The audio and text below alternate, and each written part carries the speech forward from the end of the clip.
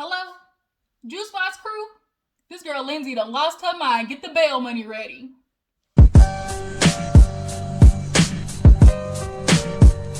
Hey you guys, what's up? Your girl G here. Welcome back to my channel. It is a good old, what's today? Sunday, you guys. I had a good, nice little chill weekend. You know, today I'm gonna go get my feet scrubbed. I'm gonna do a nice little petty on myself today. You know, self-care Sunday, you guys. Make sure you start implementing that 2021. We can't deal with no inner chakras and, you know, your inner peace being effed up, okay? You gotta make sure you get that shit on locked, all right? So self-care Sunday, make sure y'all are implementing that, all right? But nonetheless, it's Sunday, and I decided to catch up on Life/Love After Lockup, you guys. And this episode definitely was the laugh/ booster I needed, because it's like, y'all really are some crazy mofos, especially Lindsey. Lindsey and Andrea? I'm sorry. Lindsey, first of all, I would have been locked up. Andrea, you need to get your under control because your kids are watching this, okay? But we're gonna go ahead and get into that, you guys. Honestly, let me go ahead and say we are probably going to I think I'm going to do Life After Lockup, The Bell Collective, Married at First Sight. When Love and Marriage Huntsville comes back on, we're gonna do that, and then what was the other show I was going to review? There was another one, but those are the ones that I'm going to keep up with as far as my review roster. And of course, as well, you know, when shit pops off and, you know, daily news and stuff like that, we're going to talk about that as well. But as of right now, you guys, we definitely got to, Ready to Love. I'm going to do the reunion. I'm going to catch up on the reunion. I'm going to watch that, and I'm going to do an episode on that. Even though I fell off reviewing the episodes, I still want to talk about the reunion because that definitely looked interesting from the trailer that I saw. But for right now, you guys, yeah, let's go ahead and get into Love/Life After Lockup. So we open up the episode with Lindsey, and Scott comes home. He sees that, you know, she done threw all his stuff out in the front yard and got his laptop in the rain and stuff like that. I honestly feel like Lindsey she wants to keep doing this. Oh, I'm a criminal. Scott doesn't know who we are. Like, we don't sit back and take anything. And it's like, I think she's created like this hard, bad bitch thing that she wants to portray to the world. But it's like, girl, you are not as hard as you think. You really not. Because if you were to step to one, like if she were to step to Amber, for instance, Amber, she look like she bad about it. And she look like she would check Lindsey, because Lindsey just I feel like she's really, one, putting off for the cameras, but two, she just has like this idea of like, oh, she wants to be hard. She wants to be bad. I'm a criminal. Like, don't mess with me. Like, I don't know why you want to act like that and be like that. Like, you just got out of jail. And she does stuff for reaction as well. And those are dangerous people. People who do stuff out of trying to get a rise and reaction out of somebody, you got to stay away from them. Because Scott comes in, he sees her in the office, he's trying to talk to her, and she's just throwing all his office supplies out like a Home Depot shelf fell apart. So he knows, I'm not even going to try to talk to her like this. She's not going to listen. There's no reasoning with her. First of all, there's no reasoning with her when she's in her sane, you know, state. But she's definitely not going to be somebody you can talk to now when she's acting like this. So he goes outside, smokes a little cancer cigarette. And Lindsey's in there going through everything, calling Tara Bell, talking about, oh, can I go to jail? I carved fuck you in Scott's desk. I don't think I can go to jail for that, right? And Tara Bell's like, girl, like, really? And she's like, I guess it's a good thing, like, I didn't move there. Like, you know, she's at work or something like that, so she can't come over. And I'm so tired of Lindsey talking about, oh, Scott's not who I thought he was. Scott's, you know, sold me a lie. And it's like, bitch, you lying. You are lying straight to his face. You sitting there and haven't even told him that you still carpet munching. Like, you still have a whole girlfriend. But yet you got the nerve to sit there and judge Scott. Like, the irony of it all. And you were talking about, oh, he really broke. He ain't got nothing. He's told me he had all this money. He might have a couple of delinquent bills, but even with delinquent bills, this man still got more than you. You coming out fresh out of prison, like, Lindsey, you have nothing. You've been talking to old ass men to support your whole lifestyle in prison, but you have nothing. But yet you can find everything wrong about Scott and how he ain't really who he say he is. Bitch, neither are you. Her and Destinie do the same thing, but we'll get into Destinie after this. So she goes outside, and Scott's like, you ready to talk now? And she's doing the, really? Do you talk to whores? He said, she said, have you spoken to whores recently? He said, yeah, I met one in prison. When he said that shit, I said, okay, Scott, let me find out you got a read and a clap back, okay? When he said that shit made me die. Like, I swear. He said, yeah, for one in prison. I don't think Lindsey was prepared for that.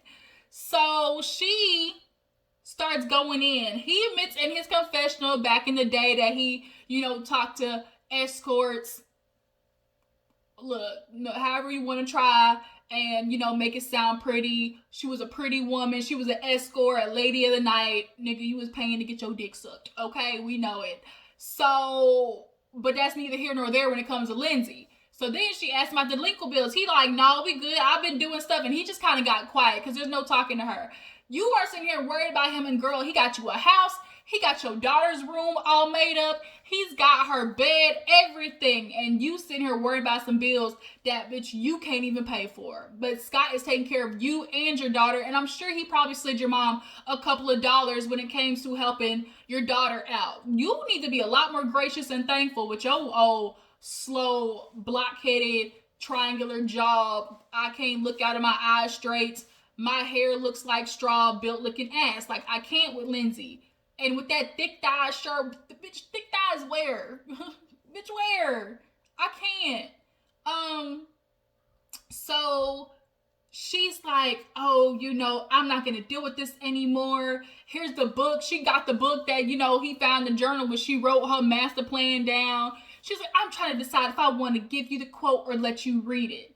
And she just throws the book at him. So it's like, but you did not, like, girl, we know you wrote that plan down. And Scott's like, it's convenient she gave me this book, but don't want to show me what it is that she wrote down. And that's what she did. Like, you just Googled some book that had to talk about, a woman trying to take her life back and scam, the big man. And you gave him that book, girl, Lindsey, we clocking you.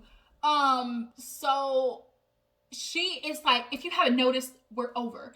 And by the end of the week, I'm going to fuck somebody in your bed. And it's like, you do realize this is his house, right? Your name is nowhere on the deed. Your name is nowhere on anything in that house. If Scott wanted to kick you out today, bitch, he could. And there's nothing you could do about it. If he were to call the cops on you today, he would have reason for you to get locked up again. Girl, Lindsey, you really need to fall back, 3 steps.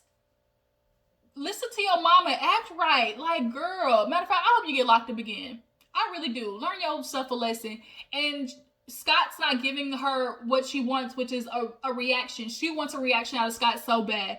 And she's one of those people who goes like, I'm just going to keep going and going and going, to the next level until he reacts. Because she's like, Scott's emotionless. He doesn't even show any emotions. That's why I can't trust him. But you know what? He doesn't have any emotions. I bet I'll get something out of him now. Like, that's what she's doing. So, girl, Lindsey, I ain't no proponent of a man,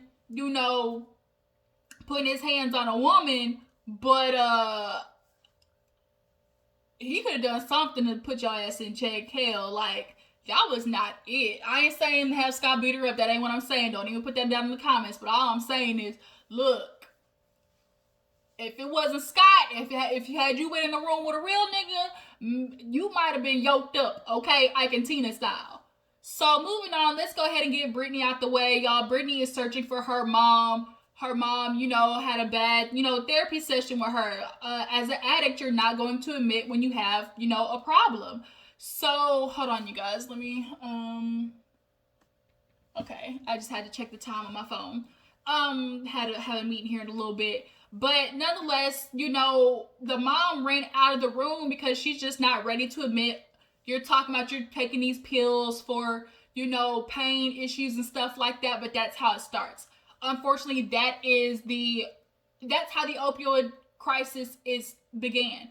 People have surgery, they have back problems, you know, they break an ankle, they give them these oxycodones, Klonopins, you know, Vicodins, and that starts the hamster wheel of, you know, addiction to pills, to pain medication.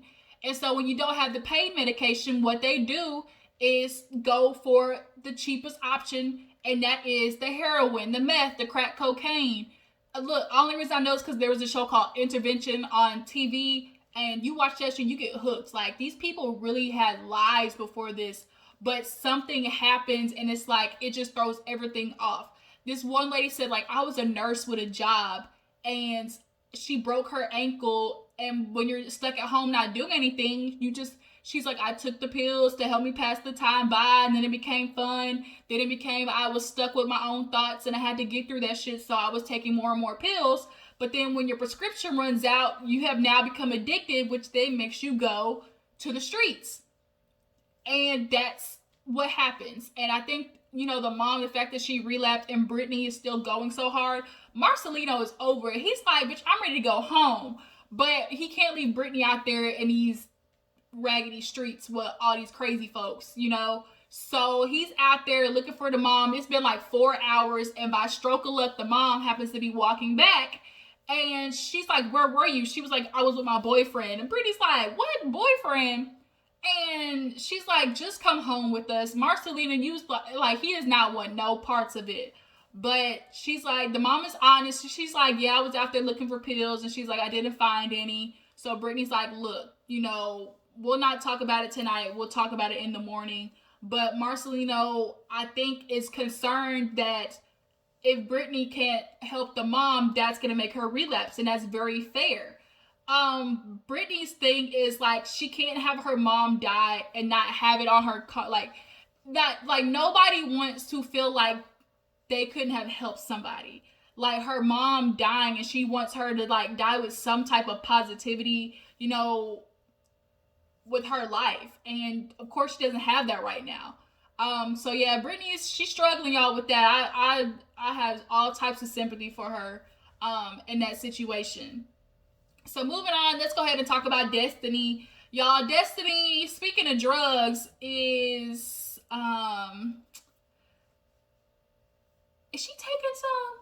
Cause Destinie was good, you know, muffin top fluffy when she started the season, and now she looking, you know, real Bride of Frankenstein, like, and everything. So she's talking to her mom about jail and, you know, trying to go, and it scares her because it's a possibility of her getting locked up for 7 years.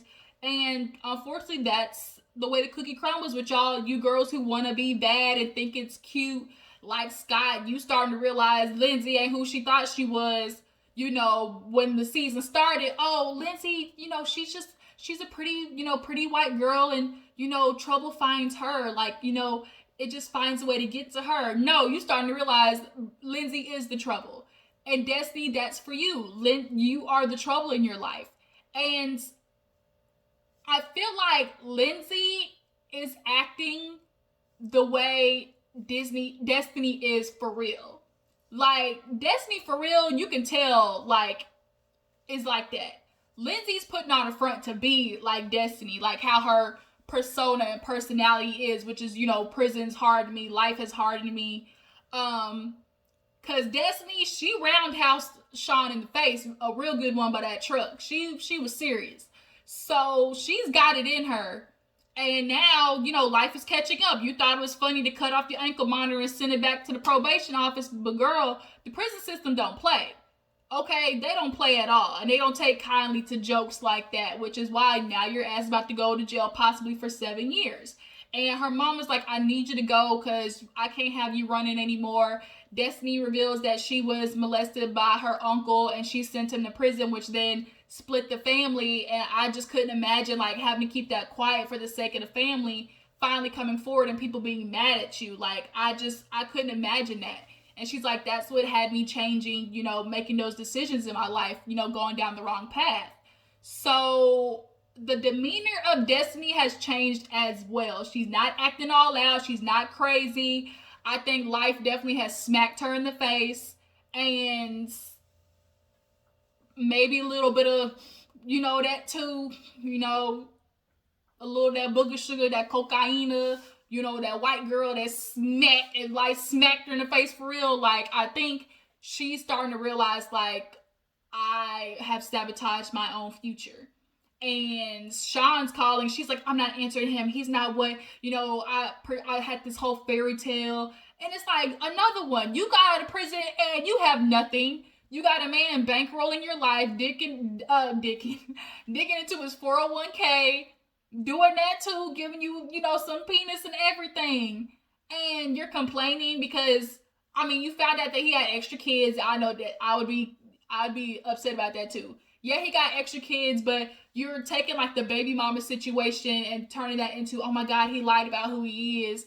Like, if he has kids, you got to deal with the baby mama, Destinie. But the problem is, like, you want to make it all about them instead of their conversation about, like, the kids. So Kelly, she sent Sean down there with $1,000, but she ain't no dumb bitch. She said, I'm going to get back $2,000. She acted like a real cash for loan place, like interest. She said, I want $2,000 back. So Sean's going down there because he got $50,000 on the line when it comes to Destinie, and that's a lot of money, okay? Especially with 6 kids. So moving on, let's go ahead and get into, who do I want to get into next? Let's save Michael and Sarah for last. Let's get into Andrea and Lamar. So Andrea and Lamar, you guys, watching them makes me want to drink. Like, Andrea, your kids are way more mature than you. How is that possible? Andrea is pulling her kids out, telling them to pack up. I can't believe I put y'all in this situation. We're getting out of here. She's got her kids in the car, and Lamar is knocking on the window like, bitch, where you going? And she's like, don't look at him. Kids, don't look at him. And she has to brake. And Tennyson's like, what the f am I doing? Let me out the car. Like, first of all, can we give a congratulations to Tennyson? Because his balls didn't drop, okay? Tennyson is, I don't care what Andrea says, moving to LA was the best things for her kids. Because you could not tell me that living in LA has definitely opened up Tennyson and her daughter, I can't think of her daughter's name right now, her daughter's eyes to something outside of this Mormon fake life, surrounded by white people. Because I think Andrea's low-key feels like she's better than, where Lamar grew up, because she grew up in this white Mormon hood, that she's better. And I think she feels like having her kids around all these white folks is going to give them like this better life, but it has them disconnected from the real world. And the fact that Tennyson got out the car and was like, I'm going to the house. You traded on your mama? You traded on your mama? Oh, I can't believe Tennyson just did that. And the daughter had to be like, Mom, it's not about you. Like, it's not. Andrea keeps making everything a kid's about her. And women who do that, like, oh my God, like, I can't with them, because I had to learn this through Iyanla, or like, parents should learn this. The issues you have with your spouse, your boyfriend, or anything is independent of the relationship that goes on with them and their kids. And yes, it's hard not to let emotions get in the way, but Andrea, like, you are bad. Like, now the daughter's like telling you, Mom, back at the hotel, like, you could have handled this way better. The fact that the daughter knew her mom blew that shit out of proportion, and Andrea's just quiet, and the daughter had to be like, look, Mom, like, you could have handled that better. And she would put it on, oh, I could have walked away. She was like, yeah, but you also didn't have to blow it up either. Like, you didn't have to go yelling in the house and doing that in front of Priscilla. And both of the under kids, I think the daughter's name is Shantae. But both Tennyson and the older, daughter are looking out for Priscilla, because it's like she's, the last one left. When they leave, she's gonna be the one to deal with it. And Tennyson was like, the fact that his sister is so calm in the midst of all of this makes him nervous because, she's getting used to it. And first of all, can we pause and talk about this hotel scene? Andrea, this problem hanging around with all the white folk. The fact that you have not got your daughter established with this leave out when it comes to her extensions and weave and stuff like that, because you cannot be allowing your daughter to look like that, let alone on TV. Fix it, Jesus. Like, go find you somebody in LA to whip your daughter's hair up and get that shit lined up, because that ain't right. It ain't right. It ain't right. I know y'all saw that girl's leave out. It was sticking out. Man, if you don't get that girl's 8 edges fried, dyed, and laid to the side so she can stop looking crazy on TV. But nonetheless, the girl, daughter Priscilla's like, I don't like when you fight because it makes me feel separated. And, Andre's like, I need to figure out what's going on with Lamar because, I don't want my kids thinking it's okay to be in a relationship like that, especially my daughters. And Andrea is failing to realize half the situations that happen with her and Lamar go south because of her. I need you to have a little bit more self-awareness. The fact that that whole situation only blew up because of you. Yes, what Lamar did was wrong, and you probably would have gotten an apology had you just shut your mouth and stopped going. But you can't. You can't help yourself. She can't. And I'm so glad Tennyson is starting to stand to his mom. Honestly, Andrea, the relationship with your kids is going to go south. And it's going to feel like, oh, I brought this man in and he's taking my kids away from me. That's what she's going to start saying. But kids can make their own decision. And their eyes are now open to the world. And they're not seeing, drugs are bad. And I'm going to go to hell if I don't get baptized. I mean, not baptized. You know what I'm trying to say. But I'm going to go to hell if I don't act, the way the Mormons, act and stuff like that. And I can be around people of a different life and it be okay. And Tennyson not going on that mission scared the hell out of Andrea. But he can make a decision too. He a grown-ass man now. He 18. So it's like, let him go see the world. And it's not about you as a mom. Like, you got to let your boy be a boy. Let him grow into a man. That's what Lamar trying to say. It's not about you, Andrea. So Lamar back at the house with Tennyson, and the daughter's just like, I hope this gets better because this is exhausting. Andrea, you really need to go to therapy and figure out what has you blowing up like this.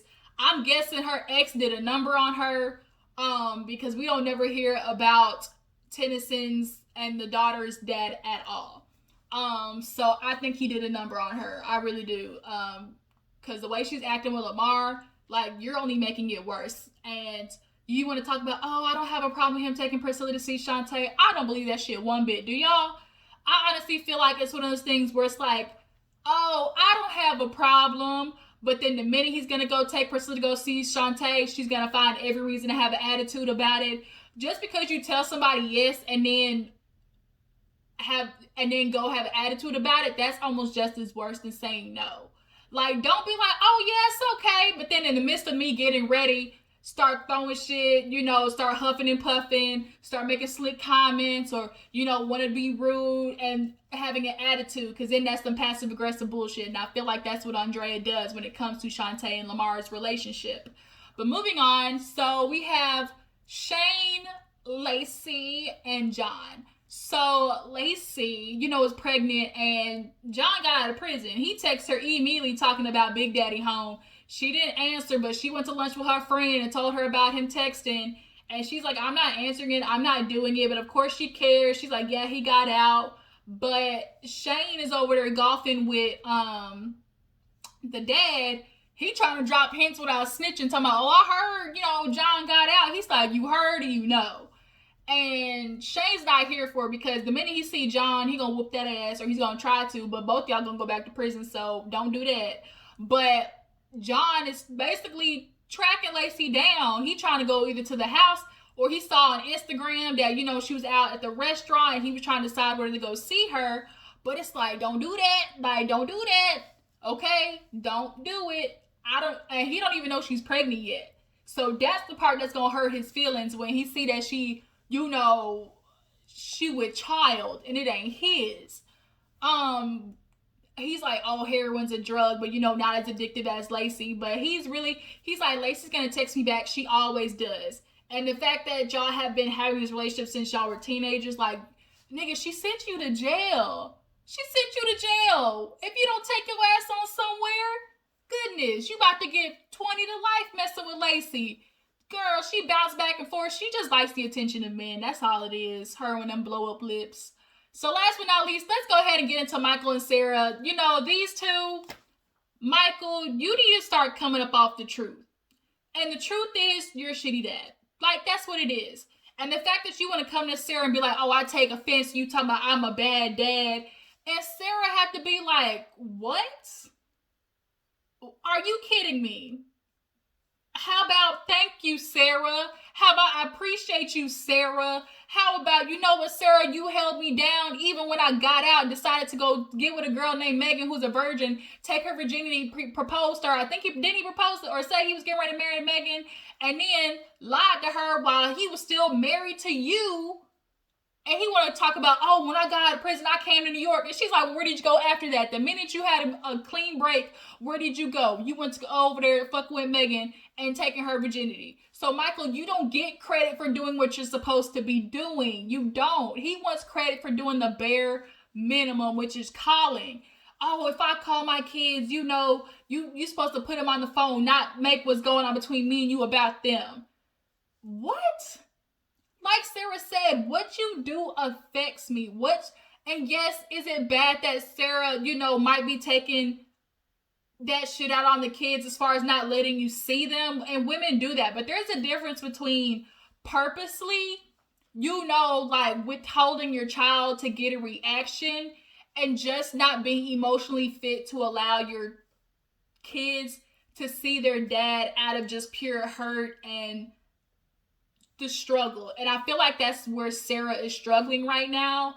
She has not dealt with what everything Michael has done to her, which is a lot of shit, y'all. We've seen it.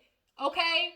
And that's just all the stuff that we've seen. And this is before, you know, the whole history, you know, the married and everything, and her going to prison with, like, getting married. Like, this is all we've seen the last 4 years. Him fucking over with Megan, then Maria, then all the bitches using the phone, doing CASHAPP. Like, and she's like, you did all this shit to me. You think I'm not hurt? You think that's not going to affect me? But you want credit because, oh, you call the kids every now and then? He's like, what you want me to do? I couldn't come stay with you. It's not about coming and stay with me. It's about getting your shit together. You could have stayed with your mom for all we give a damn.